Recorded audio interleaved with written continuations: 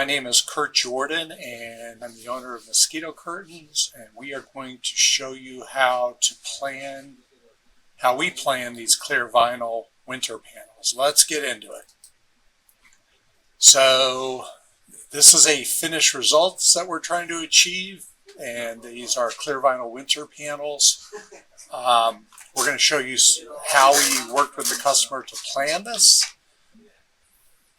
But whenever we look at a project, we have a handful of goals in mind. First, we want to keep the cold out. And these are those thick 20 mil clear vinyl winter panels that you see in restaurants during the winter time. We use a lot less intrusive hardware, so we don't want to junk up your porch. But the handful of goals are: we want to keep the cold out. We want it to look nice. We want it to be stable in the wind. And we also want it to be usable. And one thing that made this a challenge was this bar that we'll talk about in a moment. It's a very tall porch, so we have a double sunbrella. We have some sunbrella on the top, some on the bottom, and then we have a nice tall 6-foot clear vinyl window. So when we started this, we asked our clients to email us some digital photos. And he did just that. And here, boy, this thing just has a ton of challenges. It's got notches that we're going to hang it from the ceiling. It's got all kinds of notches. We got to go underneath things, go around, down. We got a downspout we have to get around, and another notch that we'll see in a moment. But here's a major problem with this thing. He has an outdoor bar.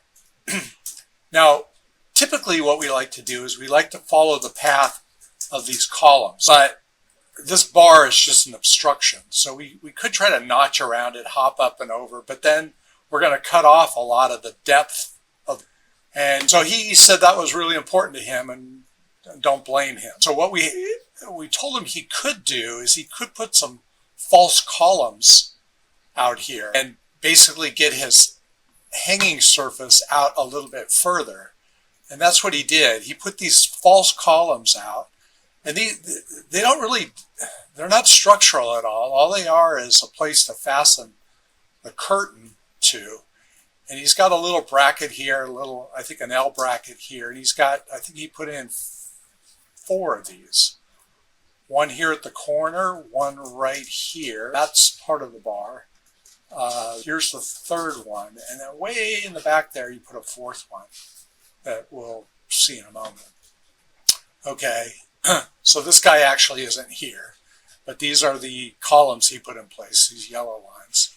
Not that one, this one, and there's one way in the back there, right over here, right, on the left. And now we could take a path outside the bar. So we have a sloped roof, and at some point we're going to have to notch under that header beam. We're going to get to this new false corner column here. We're going to notch around this and around, and we're going to also put in some zipper doorways so that he can get in and out of this thing. So we may put a zipper doorway here. This panel here will probably zip at the corner at that column. We'll probably continue on to there, separate that. This could probably be one long panel. And then we're going to have another zipper right here. We'll need another doorway there. He'll have a column there. We may as well attach to that and take care of this little bit over here with its own column. So that's exactly what we did. We cut the slope. From the inside, you can't see any of this. We notched underneath his column here, around over here, around the downspout that you can't see. Here's one of his false columns that you can see nice and clearly. Here's a zipper doorway. And what we did, let me take you back here to all this junk here. We did a screen sharing program where the client, when he sent us these photos, we drew on these photos as he watched in real time with a screen sharing program. And then ultimately what we did was we coached him through how to give us the necessary measurements that we needed. We told him exactly what we needed, where to measure from, where to measure to. He sent those measurements back to us, and we made these panel diagrams. And I'll just show you this first one right here. This is a mirror image, so you have to flip this. We're viewing this panel from the inside looking out. So this is a flip from the way we're looking at it now. You can see we come down this slope line, we make this notch underneath this thing, we end at this corner, and we zip it. Don't worry about all this other mess. That's kind of stuff that we use for production. Then we went around the corner, and we made another little notch here, a tight notch. These are flaps so that they would seal closely against that. We went over to here, and we have a zipper doorway right there, and that ends our second panel. And as we continue down, our third panel went to this false column that was here.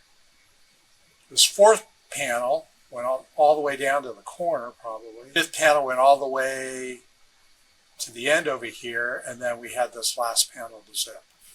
At any rate, this finished project looked just like that.